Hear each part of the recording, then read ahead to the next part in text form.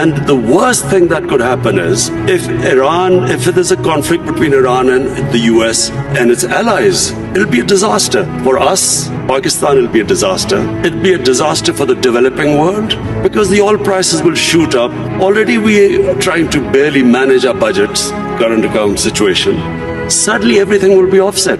It'll cause poverty in the world.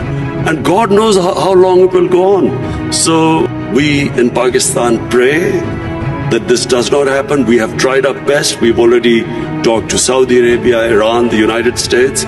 I spoke to President Trump yesterday, and I told him that this would be a disaster for us. I do not understand why countries go to resolve their differences through military conflicts. Because whenever, and this is just in our lifetime we've seen this, the moment you start a military conflict, you don't know where it is going to go.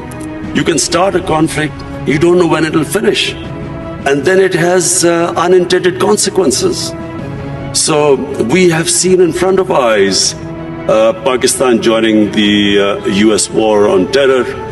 And I was the one who was objecting to it. I was openly against it, and I thought Pakistan should have stayed neutral. It should not have become partisan. Because Pakistan had nothing to do with 9/11. There were no Pakistanis involved. I mean, it's 19 years the US has been stuck in Afghanistan. Can this region afford another conflict?